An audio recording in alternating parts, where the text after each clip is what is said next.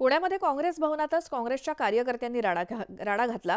काँग्रेसचे विद्यार्थी प्रदेशाध्यक्ष आमिर शेखसह चौघांनी जिल्हा उपाध्यक्ष प्रफुल्ल पिसाळला लाथाबुक्क्यांनी मारहाण केल्याचा आरोप आहे। या प्रकरणी पोलीस स्टेशनमध्ये गुन्हा दाखल झालाय।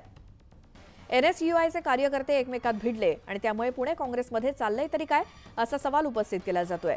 दरम्यान आमिर शेख यांनी मारहाणीचे आरोप फेटाळून लावलेत।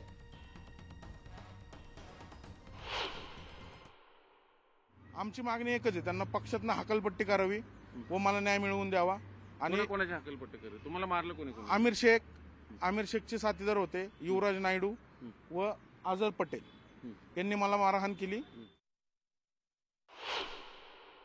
या सर्व बाबींमध्ये माझा कुठेही तीळ मात्र संबंध नाही, परंतु काही विघ्नसंतुष्टी लोकांच्या माध्यमातून माझं नाव याच्यामध्ये ओढलं जात आहे।